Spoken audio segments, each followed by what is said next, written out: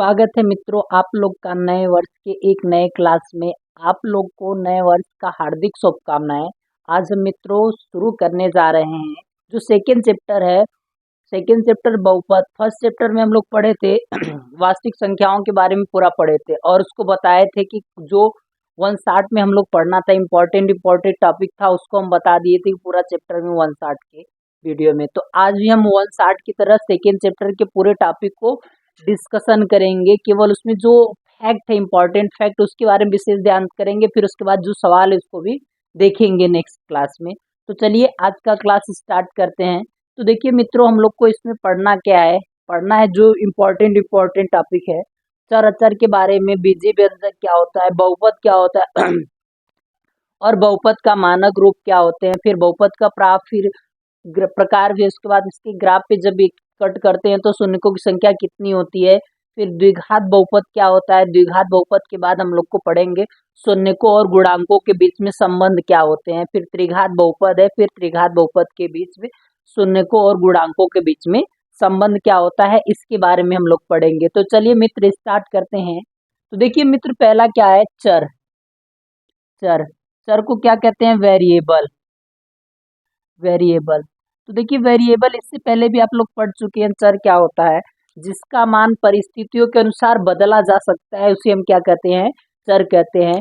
जो कि अंग्रेजी वर्णमाला के सभी अक्षर जैसे A B C D E F G H dot dot dot कहाँ तक, जेड तक, ये सभी क्या कहलाते हैं, चर कहलाते हैं। तो ये आप लोग ये कह सकते हैं कि अंग्रेजी वर्णमाला के सभी अक्षर क्या कहलाते हैं, चर कहलाते हैं। फिर उसके बाद मित्र देखिए अचर क्या होता है, अचर।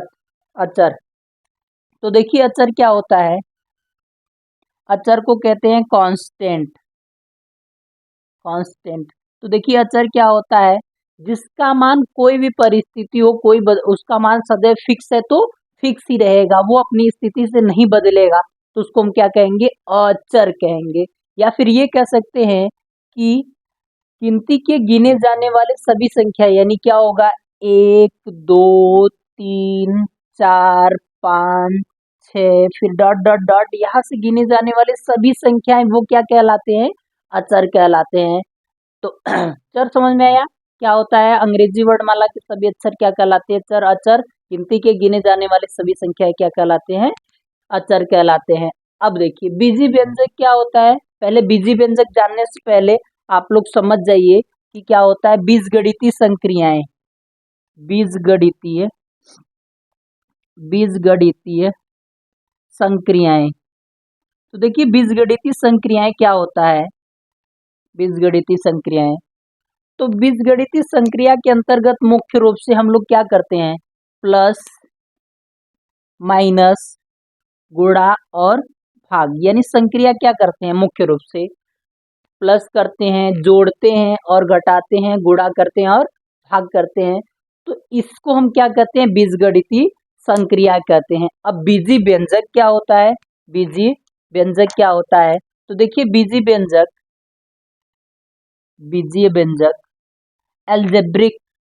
एल्जेब्रिक एक्सप्रेशन कहते हैं व्यंजक।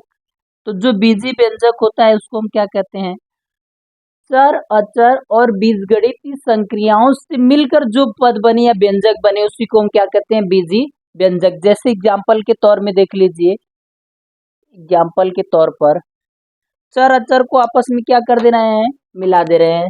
तो मिलाएंगे तो क्या हो जाएगा, देखिए जैसे a + 2b।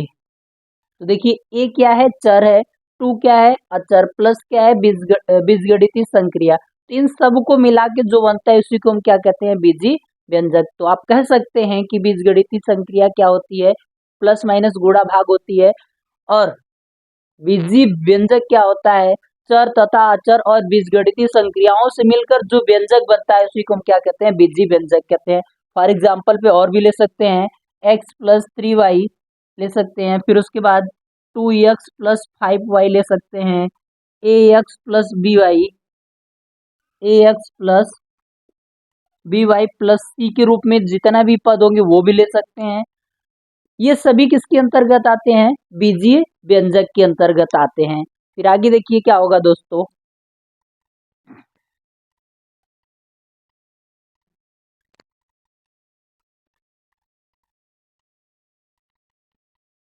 आगे जो हम लोग पढ़ेंगे वो क्या है, बहुपद क्या होता है। इतना तो हम लोग समझ गए कि चर अचर क्या होता है, बीजीय व्यंजक क्या होता है, बीजगणितीय संक्रिया क्या होता है।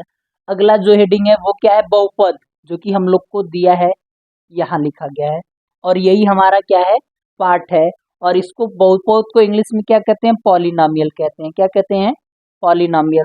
तो देखिए क्या होता है, जब ये चर अचर को एक निश्चित क्रम व्यवस्था में लिख दे, यानी निश्चित क्रम व्यवस्था में हम क्या कर सकते हैं, जैसे P of X equal to a0 plus a1 x plus a2 x square plus a3 x की power 3 plus dot dot dot क्या कर दे, ए एन एक्स की पावर एन के रूप में व्यवस्थित कर दे, तो इसको हम क्या कहेंगे, बहुपद कहेंगे। और यहाँ पे जो मित्र होगा a0 a1 और a2 a3 dot dot dot an, ये सभी क्या होंगे, ऋणात्मक वास्तविक संख्या होंगी, मतलब क्रमिक रूप से आने वाली वास्तविक संख्या, कोई ना कोई क्या होना चाहिए, वास्तविक संख्या होगा। तो इसी को हम क्या कहते हैं, बहुपद कहते हैं। और बहुपद को किससे डिनोट करते हैं, पी ऑफ एक्स से प्रदर्शित करते हैं। बहुपद को किससे प्रदर्शित करते हैं मित्र, पी ऑफ एक्स के द्वारा प्रदर्शित करते हैं। यदि यहाँ एक्स के टर्म है तो पी ऑफ एक्स, अगर ये वाई के पद में होगा तो पी ऑफ वाई के रूप में व्यवस्थित करेंगे, तो इसी को हम क्या कहेंगे, बहुपद कहते हैं। जैसे फॉर एग्जाम्पल के तौर पे समझ लीजिए, जैसे एक एग्जाम्पल ले लें, क्या कह दे, जैसे कह दे 2a, क्या कह दे, सॉरी, कर दे क्या, 2x square plus 3x plus 5। अब देखिए क्या इसमें इसी रूप में है, अधिकतम घात कम घात या कम घात से अधिकतम घात, तो इसको हम क्या कहेंगे, बहुपद कर दे। और एग्जाम्पल ले लें, 3y square plus 5y plus 6 ले लिए। इसमें देखिए क्या है, y का अधिकतम घात फिर कम घात फिर कम घात, देखिए इसमें अधिक घात होगा, इससे कम होगा, उल्टा सीरीज में केवल लिख दिए। ये भी बहुपद होगा, इसको उल्टा भी लिखेंगे तो वो भी क्या हो जाएगा, बहुपद होगा। अब देखिए बहुपद का मानक रूप क्या होता है, जैसे हम लोग क्या लिख रहे हैं बहुपद, तो स्टैंडर्ड फॉर्म क्या होगा, मानक रूप क्या होगा बहुपद का। तो देखिए बहुपद का जो मानक रूप होगा वो हमेशा क्या लिखते हैं, घात के दिए गए चर के घात के कि तो आरोही क्रम में होना चाहिए कि तो अवरोही क्रम में होना चाहिए। क्या होना चाहिए, अवरोही क्रम में। घात के आरोही क्रम में लिखिए या फिर घात के अवरोही क्रम में लिखिए। ये क्या होता है, बहुपद का मानक रूप में। जैसे देखिए यहाँ लिखे हैं 2x square plus 3x plus 5, तो यहाँ देखिए x का अधिकतम घात कितना है, 2 है, यहाँ x का अधिकतम घात 1, फिर यहाँ x नहीं है तो यहाँ क्या मान सकते हैं, 0।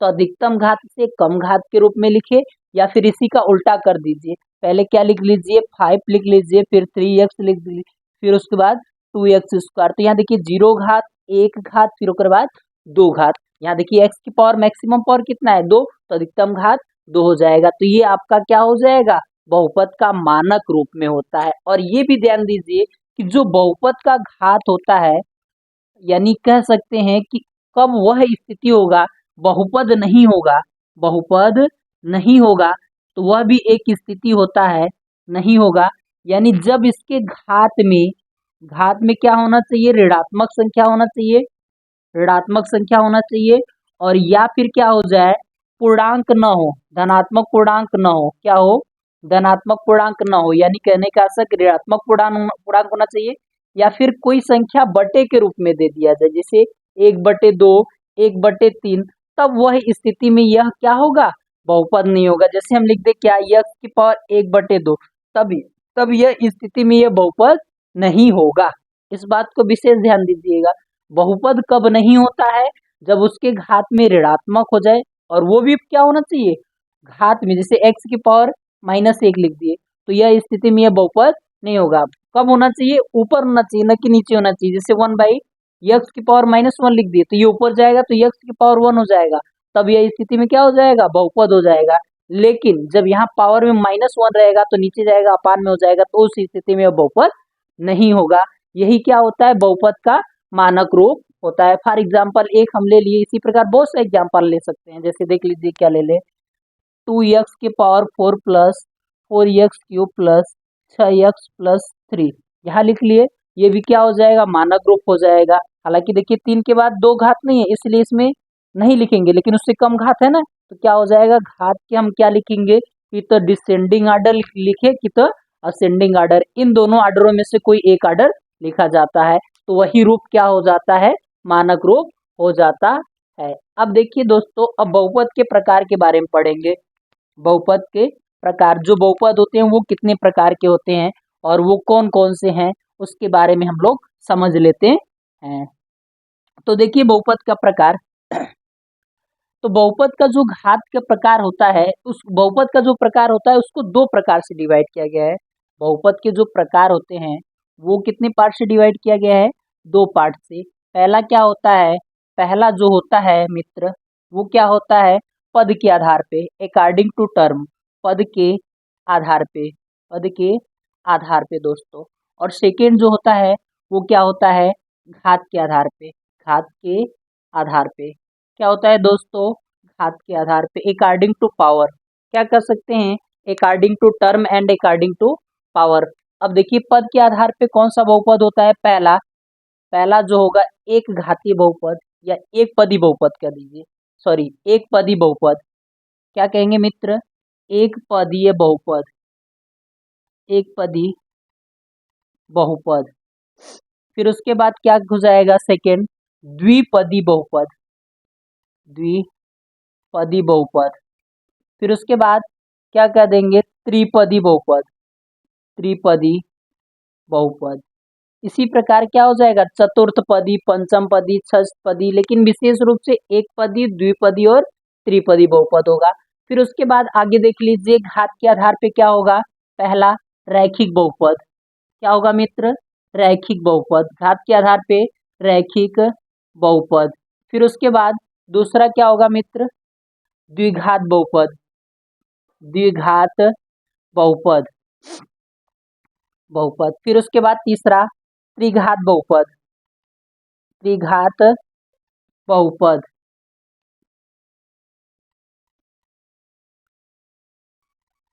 पहला क्या हो गया, एक पदी बहुपद, फिर द्विपदी बहुपद और त्रिपदी बहुपद। फिर उसके बाद घात के आधार पर रैखिक बहुपद, द्विघात बहुपद, त्रिघात बहुपद, चतुर्थ घात बहुपद, पंचम घात, इसी प्रकार अन्य बहुपद आते रहेंगे।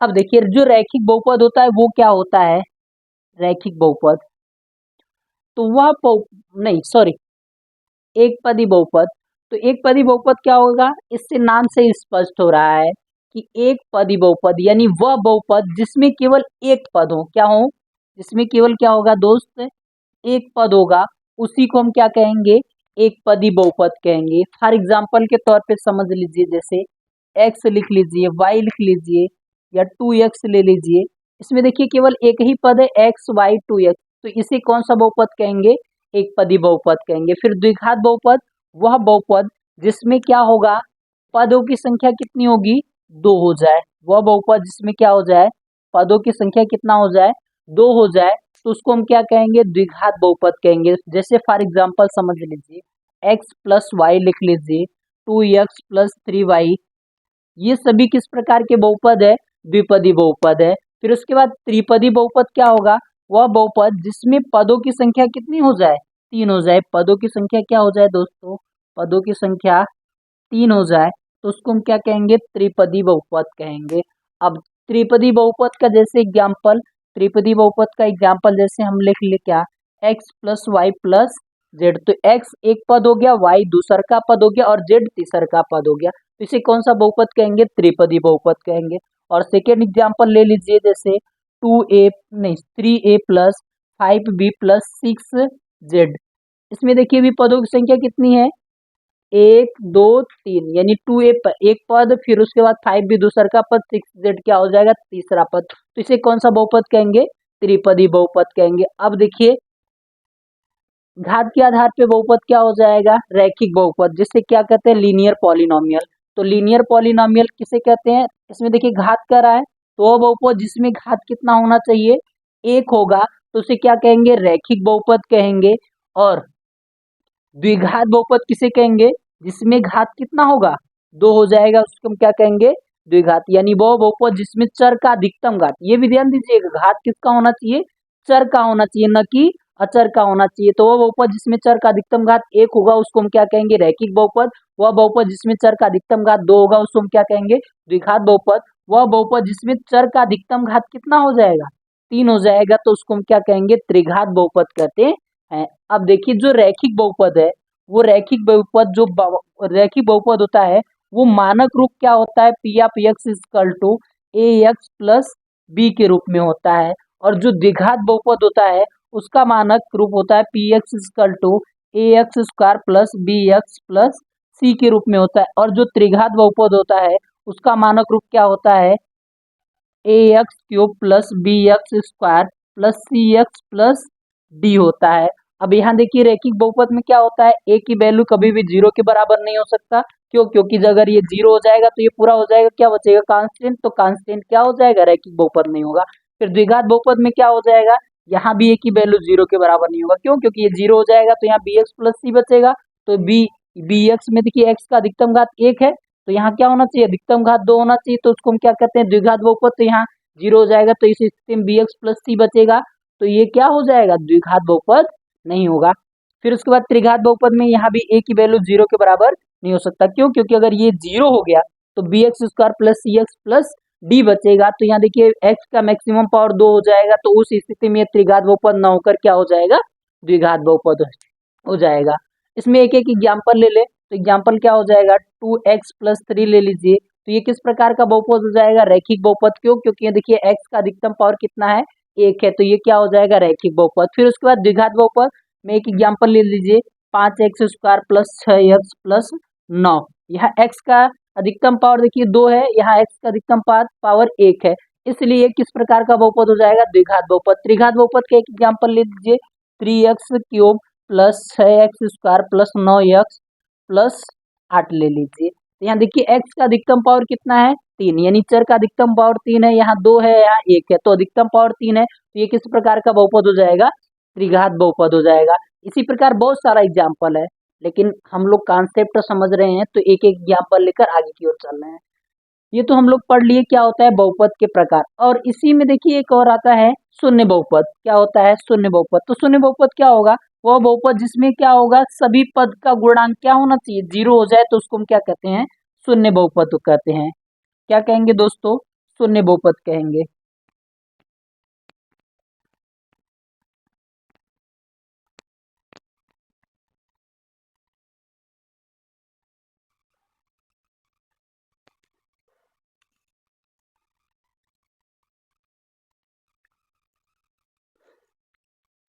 अब देखिए मित्रों, शून्य बहुपद क्या होगा, वह बहुपद जिसमें क्या होगा, सभी चर का गुणांक शून्य हो जाए। देखिए एक्स स्क्वायर का गुणांक 0, एक्स का गुणांक 0, यानी सभी पद क्या होंगे, पद में गुणांक 0 होगा।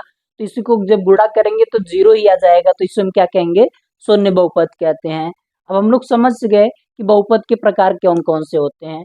अब देखिए बहुपद अगर ग्राफ दिया है तो उस पर हम लोग कैसे बताएंगे कि कितने शून्य। अच्छा ये भी ध्यान दीजिए, जैसे यहाँ लिख दिए थे P of X equal to, P of X equal to हम लोग लिए थे क्या, P of X equal to लिए थे ए एक्स प्लस बी।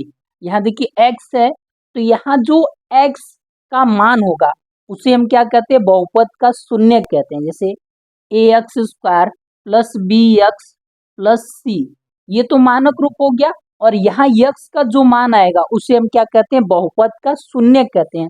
यहाँ एक्स स्क्वायर है, तो यहाँ जो एक्स का मान आएगा कितना आएगा, 2 आएगा। तो द्विघात बहुपद में शून्यकों की संख्या कितनी होती है, 2 होती है। अगर त्रिघात की बात कर लें तो त्रिघात में शून्यकों की संख्या कितनी होती है, 3 होती है। अगर रैखिक बहुपद की बात कर लें तो रैखिक बहुपद में एक्स है, तो यहाँ शून्यकों की संख्या कितनी हो जाएगी, केवल 1 होगा। क्या होगा, 1 होगा। अब देखिए इसका ग्राफ पे हम लोग कैसे मित्र निरूपित करेंगे। तो अगला हेडिंग क्या है, ग्राफ पर शून्यकों की संख्या बताना। शून्यकों की संख्या, यानी यदि हम कोई ग्राफ खींच रहे हैं तो ग्राफ पे जब खींचेंगे तो उसमें कितने शून्यकों की संख्या होगी। जैसे मान लीजिए एक हम ग्राफ खींच ले रहे हैं एक्स वाई प्लेन पर, एक्स वाई प्लेन पर एक ग्राफ कुछ इस प्रकार खींच ले रहे हैं, ऐसे खींचती है। तो ये मान लीजिए ग्राफ क्या है, Y equal to F of X का एक फलन का ग्राफ है। अब इसमें बताना है शून्यकों की संख्या कितनी होगी।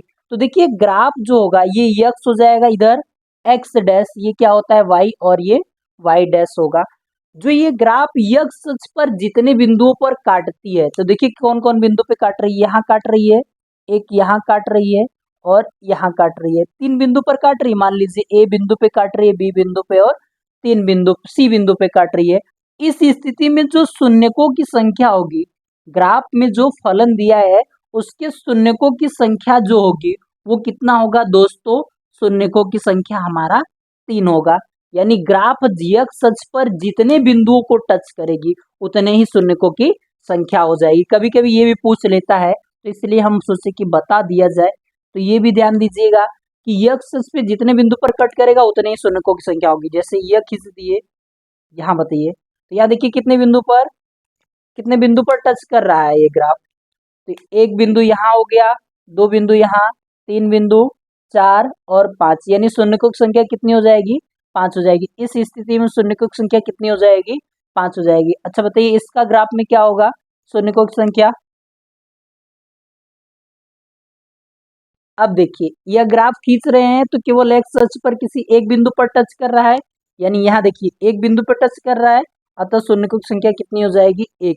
लेकिन जब ये ऐसे रहता तब 1 और 2, तब शून्यकों की संख्या कितनी हो जाती, 2 हो जाती। इसी प्रकार जितना भी ग्राफ दिया रहेगा हम लोग आसानी से बता सकते हैं कि शून्यकों की संख्या कितनी होगी। अगर एक्स अक्ष पे एक बिंदु पे कट करेगा तो 1 होगा, 2 बिंदु पे कट करेगा तो 2 हो जाएगा। तो ये क्या था, हम लोग को शून्यकों की संख्या ज्ञात करने का तरीका था, यानी हम किस प्रकार शून्य को ज्ञात करते हैं।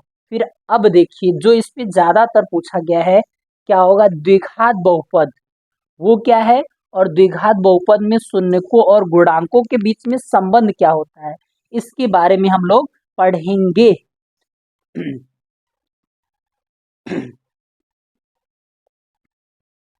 तो देखिए क्या होगा, द्विघात बहुपद क्या होता है, अगला हेडिंग तो इससे पहले ही बता चुके हैं, लेकिन एक बार यहाँ भी आप लोग को रिकॉल करा देते हैं।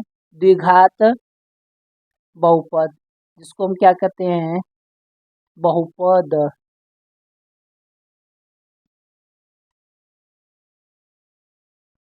द्विघात बहुपद, तो द्विघात बहुपद क्या होगा, वह बहुपद जिसमें चर का अधिकतम घात, वह बहुपद जिसमें क्या होगा, चर का अधिकतम घात, चर का जो होगा वो क्या होगा, अधिकतम घात, वो कितना होना चाहिए, 2 होगा, तो उसको हम क्या कहेंगे, द्विघात बहुपद कहेंगे। और द्विघात बहुपद का जो व्यापक रूप होता है, व्यापक रूप होता है, वो व्यापक रूप क्या होता है, द्विघात बहुपद का व्यापक रूप वो क्या होता है दोस्तों, A X square plus B X plus C. यानी द्विघात बहुपद किस रूप में होते हैं, P of X equal to A X square plus B X plus C के रूप में होते हैं। और यदि कोई द्विघात बहुपद है तो जो बहुपद का शून्यक होगा, बहुपद का शून्यक होगा दोस्तों, बहुपद का जो शून्यक होगा वो शून्यकों की संख्या कितनी होगी, 2 होती है। यानी यहाँ यक्स का जो 2 मान होगा, एक मान अल्फा हो जाएगा, एक मान बीटा हो जाएगा। यानी हम कह सकते हैं कि द्विघात बहुपद के शून्य कौन कौन होंगे, 2 शून्यक होंगे। यानी यक्स का 2 मान होगा तो पहला मान अल्फा हो जाएगा, दूसरा मान बीटा हो जाएगा। यदि देखिए इसमें अल्फा और बीटा होगा, यानी यक्स का, और ये भी ध्यान दीजिएगा, यदि हम यहाँ यक्स का मान जो भी रखते हैं वो द्विघात बहुपद का शून्यक होगा, तो यहाँ पी ऑफ यक्स की वैल्यू सदैव क्या आएगा, 0 के बराबर। यानी यक्स का मान जो भी आएगा यहाँ उठाकर रख देंगे तो सदैव किसके बराबर आएगा, 0 के बराबर आता है। ये क्या होते हैं, द्विघात बहुपद के शून्यक होते हैं। अब देखिए द्विघात बहुपद के शून्यक हम लोग कैसे ज्ञात करते हैं, उसका भी तरीका है। क्या करते हैं, A X square plus B X plus C, इसको ज्ञात करने के लिए कई विधि है। तो एक विधि देखिए क्या है, पहली जो सबसे महत्वपूर्ण विधि है, जैसे मान लीजिए एक एग्जाम्पल ले लें, क्या ले लें, 2x square plus 5x plus 4 दिया है। तो इसमें पूछेगा x का मान क्या होगा या द्विघात बहुपद का शून्य क्या होगा। तो आप लोग क्या करेंगे, इसमें इसका गुणा कर देते हैं, यानी पहले पद का गुणा अंतिम पद के साथ कर दिया जाता है, और बीच वाले पद को इस प्रकार ब्रेक किया जाता है कि जोड़ने पर क्या आना चाहिए, जोड़ने या घटाने पर, जोड़ने या घटाने पर दोस्तों वो कितना आना चाहिए, 5x आना चाहिए। गुणा या भाग करने पर, गुणा करने पर किसके बराबर आना चाहिए, इन दोनों के गुणन के बराबर आना चाहिए, यानी क्या आना चाहिए, 4 का गुणा 2 बार करेंगे तो क्या हो जाएगा 8x। हालांकि ये नहीं होगा, कुछ और ले लेते हैं। क्या ले लें, 6 ले लेते हैं, नहीं 10 ले लेते हैं। क्या ले लेंगे, नहीं, 4 दूनी 8 नहीं हो पाएगा, 4 दूनी 8। 9x ले लें, क्या ले लें दोस्तों, 9x ले लेंगे। क्या ले लेंगे, 9x, तब हो जाएगा, नहीं ऐसे नहीं आ पाएगा। तो क्या हो जाएगा, 4 दूनी 8 हो जाएगा। देखिए 8, अब यहाँ 9 है तो 8 एकम 8, 8 प्लस 1 कर सकते हैं, यानी इसको हम क्या लिख सकते हैं, 8x प्लस x लिख देंगे। तो जोड़ेंगे तो 9x आ जाएगा। फिर इसको देखिए गुणा करने पे हमको क्या चाहिए, गुणा करने पर 2x² गुड़े 4, तो यानी कितना हो जाएगा 8x²। अब क्या, यहाँ देखिए 9x को क्या 8x गुड़े x लिखेंगे तो क्या हो जाएगा 8x² आ जाएगा कि नहीं, आ जाएगा। तो यानी क्या हो जाएगा दोस्तों, यह किसमें किसमें टूटेगा, टूटेगा दोस्तों, इधर देखिए, तो कुछ इस प्रकार टूटेगा। क्वेश्चन ये था, क्या था दोस्तों, 2x² 2x² plus 9x plus 8 था। तो क्या करेंगे, बीच वालों को पार्ट में तोड़ना है, तो क्या लिखेंगे 2x² प्लस यहाँ क्या हो जाएगा 8x प्लस x प्लस 8 हो जाएगा।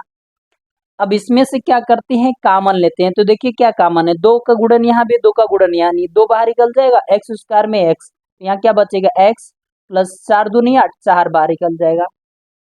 अच्छा 1 मिनट, यहाँ क्या था दोस्तों, 4 था, अब सही है, 4 था, नहीं तो नहीं हो पाएगा। 1 कॉमन ले लेंगे तो यहाँ क्या हो जाएगा x प्लस 4 हो जाएगा। अब देखिए ब्रैकेट के अंदर जो सेम होता है उसके 1 ब्रैकेट में लिख लेते हैं, तो x प्लस 4 हो जाएगा। फिर सेकेंड ब्रैकेट में 2x 2x प्लस 1 हो जाएगा। अब यहाँ देखिए ये दोनों बहुपद के शून्यक होंगे, इसलिए x प्लस 4 की वैल्यू भी 0 के बराबर लेंगे और 2x प्लस 1 की भी वैल्यू 0 के बराबर लेंगे। तो यहाँ क्या हो जाएगा, x बराबर -4 आ जाएगा और 2x बराबर 1, -1 को इधर पक्षांतर करेंगे -1 हो जाएगा, और x बराबर कितना हो जाएगा -1/2 हो जाएगा। तो यानी जो पहला वैल्यू आ गया अल्फा, अल्फा की वैल्यू -4 और बीटा का वैल्यू कितना आ गया -1/2। तो इसमें कोई भी हो सकता है अल्फा बीटा, यानी पहला जो रहेगा हमेशा अल्फा मान के चलेंगे, दूसरा जो है बीटा मान के चलेंगे। यानी यहाँ देखिए x का कितना मान आ गया, 2 आ गया। तो ये जो बहुपद होगा किस प्रकार का बहुपद होगा, द्विघात बहुपद। अब द्विघात बहुपद में अल्फा और बीटा दिया गया हो तब हम उसको कैसे समीकरण ज्ञात करेंगे, यानी यह दोनों दिया हो तब हम कैसे ज्ञात करते हैं।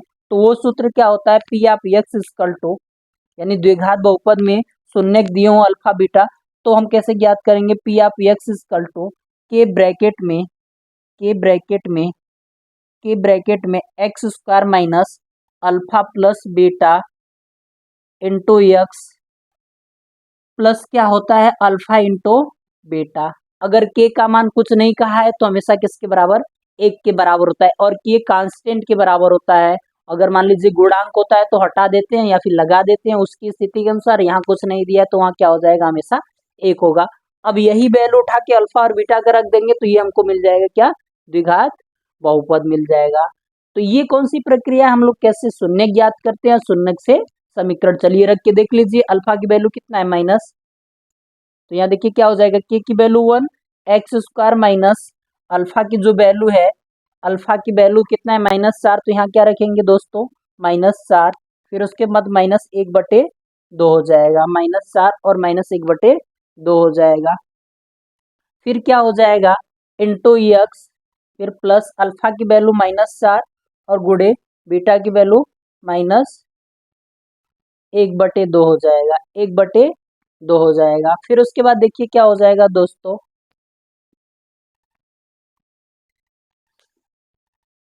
तो देखिए यहाँ क्या करेंगे, जब हल करेंगे 1 = x², इसका एलसीएम लेंगे तो क्या हो जाएगा, 4 दूनी 8, 8 -1 कितना हो जाएगा -9, तो यानी -9/2 हो जाएगा इंटू एक्स प्लस कितना हो जाएगा, इसको काट देंगे तो क्या हो जाएगा 2 हो जाएगा, कितना हो जाएगा, कट जाएगा, काट दीजिए तो कितना हो जाएगा -2 हो जाएगा, और माइनस माइनस प्लस हो जाएगा, क्या हो जाएगा, प्लस हो जाएगा। एक मिनट दोस्तों, यहाँ कितना है 4 और माइनस 1/2।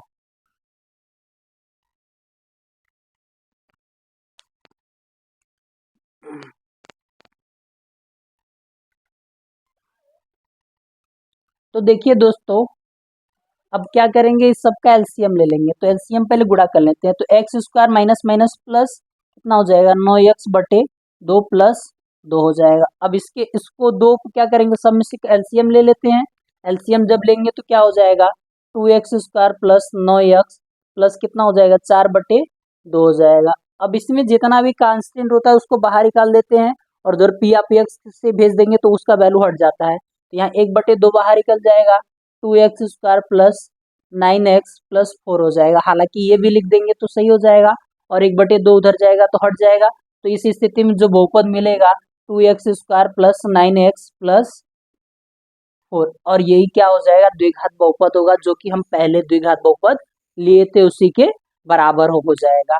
ये था क्या, हम लोग द्विघात बहुपद किसे कहते हैं और द्विघात बहुपद के बारे में समझे, और द्विघात बहुपद से शून्य कैसे ज्ञात करते हैं और शून्य से हमको कैसे ज्ञात करना पड़ता है बहुपद, वो प्रक्रिया हम लोग देखें। फिर उसके बाद अब देखिए द्विघात बहुपद में शून्यकों और गुणांकों के बीच में संबंध क्या होता है, इसके बारे में समझते हैं। द्विघात बहुपद में शून्यकों और गुणांकों के बीच में संबंध क्या होता है। तो देखिए मान लीजिए द्विघात बहुपद क्या है, वही मानेंगे जो इससे पहले माने थे हम लोग द्विघात बहुपद।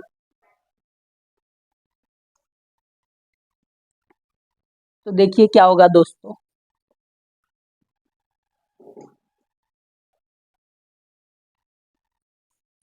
तो अगला हेडिंग क्या है, शून्यकों और गुणांकों के बीच में संबंध। क्या होगा दोस्तों, शून्यकों और गुणांकों के बीच संबंध।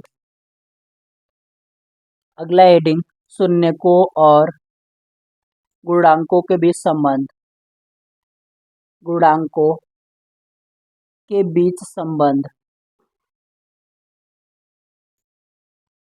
संबंध क्या होगा दोस्तों। अब मान ले रहे हैं कोई एक द्विघात बहुपद है, और द्विघात बहुपद है तो पी ऑफ एक्स होगा। तो पी ऑफ एक्स बराबर क्या हो जाएगा, ax² plus bx plus C के बराबर होगा। और द्विघात बहुपद का जो शून्यक है, और शून्यक को हम मान ले रहे हैं, शून्यक जो होता है वो क्या है अल्फा और बीटा है। अच्छा देखिए x² का गुणांक a है और x का गुणांक b है, c क्या है अचर पद है। तो यानी कह सकते हैं x² का गुणांक x, और तो अगर बात कर लिया जाए शून्यकों का योगफल, शून्यकों का योगफल, तो जो शून्यकों का योगफल होता है वो किसके बराबर होता है।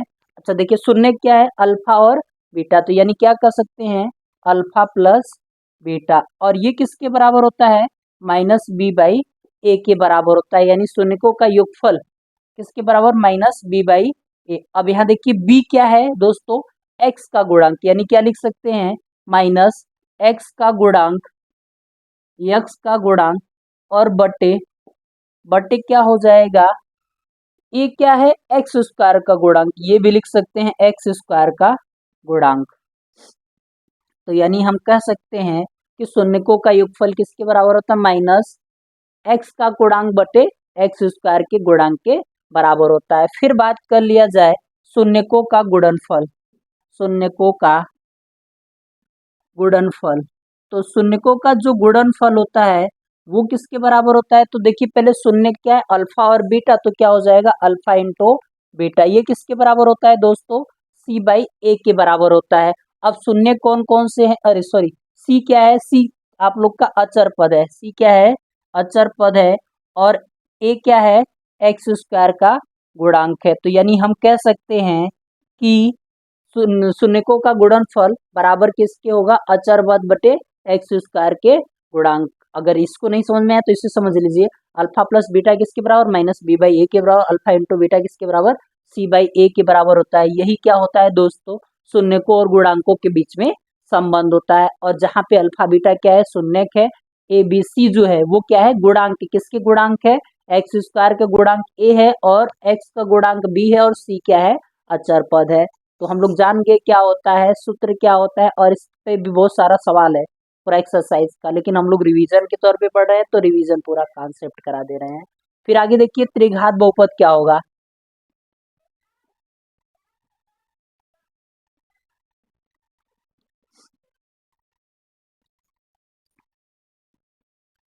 त्रिघात बहुपद जैसे हम लोग द्विघात बहुपद समझे हैं, उसी प्रकार त्रिघात बहुपद भी समझेंगे। त्रिघात बहुपद क्या होता है, जैसे वहां क्या होता है द्विघात बहुपद में अधिकतम घात 2 होता है, तो त्रिघात बहुपद में अधिकतम घात 3 हो जाएगा। तो अगला देखिए क्या है त्रिघात बहुपद, क्या होगा त्रिघात बहुपद।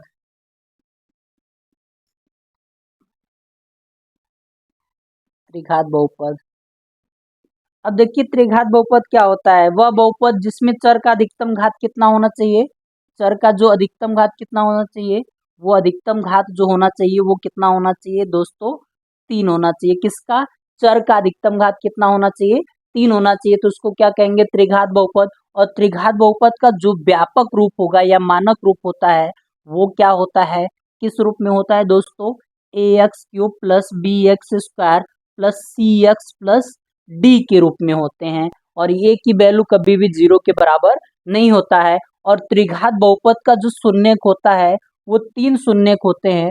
और त्रिघात बहुपद के शून्यक 3 कौन कौन मान ले रहे हैं, अल्फा बीटा और गामा मान ले रहे हैं। तब क्या हो जाएगा दोस्तों, त्रिघात बहुपद का शून्यकों और गुणांकों के बीच में संबंध, पहले त्रिघात बहुपद समझ में अधिकतम घात कितना होना है, 3 होना चाहिए। और व्यापक रूप A X cube plus B X square plus C X plus D. और त्रिघात बहुपद में शून्य कितने होते हैं, 3 होते हैं। और कौन कौन से हो जाए, अल्फा बीटा गामा हो जाएगा। जैसे एग्जाम्पल के तौर पे समझ लीजिए क्या हो जाएगा, एग्जाम्पल पे ले लीजिए, एग्जाम्पल पे ले लेंगे क्या हो जाएगा, 3x² plus 9x plus 6x plus 10 ले लेते हैं। अब देखिए यहाँ, एक मिनट बच्चा, यहाँ 3 होगा, क्या हो जाएगा दोस्तों, 3 हो जाएगा। 3x² plus 9x² plus 6x plus 10, यहाँ देखिए क्या हो जाएगा, ये जो है त्रिघात बहुपद है। क्यों, क्योंकि यहाँ x का अधिकतम पावर 3 है, तो ये क्या हो जाएगा त्रिघात बहुपद। यहाँ x के कितने मान आएंगे, 3 मान आएंगे। और कौन कौन से हो जाएंगे, अल्फा बीटा गामा। हालांकि हल के लिए अलग अलग आएगा, लेकिन यहाँ क्या हो जाएगा 3 घात होगा। अब देखिए 3 घात दिया है, तो शून्यकों के बीच में क्या होगा, संबंध क्या होगा, गुणांकों और शून्यकों के बीच में संबंध क्या हो जाएगा। तो देखिए क्या होता है, alpha plus beta plus gamma, ये किसके बराबर होता है, -b/a के बराबर। यानी कह सकते हैं कि तीनों शून्यकों का योगफल -b/a के बराबर होता है। अगर फिर उसके बाद कह दे दो दो शून्यकों के गुणनफल के योगफल का क्या होगा। यानी कहने का सही यह है कि alpha into beta plus beta into gamma plus gamma into alpha, ये किसके बराबर होता है, c/a के बराबर होता है। किसके बराबर होता है, c/a के बराबर। अगर बात कर लिया जाए तीनों शून्यकों का गुणनफल, तीनों शून्यकों का गुणनफल वो किसके बराबर होता है दोस्तों, तीनों शून्यकों का गुणनफल जो होता है, यानी कह दे क्या, alpha into beta into gamma, ये किसके बराबर, -d/a के बराबर होता है। लेकिन कब, यदि त्रिघात बहुपद दिया हो और इसका शून्य कौन कौन हो, अल्फा बीटा गामा हो, तब। अच्छा बी क्या है दोस्तों, बी जो है x² का गुणांक है, ए क्या है x³ का गुणांक है, सी क्या है x का गुणांक है, और ए क्या है x² का गुणांक है, और डी क्या है दोस्तों, अचर पद है। ए क्या है x² x³ का गुणांक है। ये था हम लोग को जो पढ़ना था, बहुपद में पूरा पढ़ना था। अगर देखिए क्या हो जाएगा इसमें, इसको तो कॉन्सेप्ट बेस में पूरा समझ सकते हैं पूरा। आप लोग कमेंट करके बताएंगे कि यदि त्रिघात बहुपद दिया है, आप लोग को एक कॉन्सेप्ट छोड़ रहे हैं, यदि त्रिघात बहुपद के शून्यक क्या दिया, अल्फा बीटा गामा दिया है, अल्फा बीटा गामा दिया है, तो त्रिघात बहुपद क्या होगा, इसको आप लोग कमेंट में बताएंगे। और मिलते हैं नेक्स्ट वीडियो में। आज के लिए इतना ही, थैंक यू, धन्यवाद।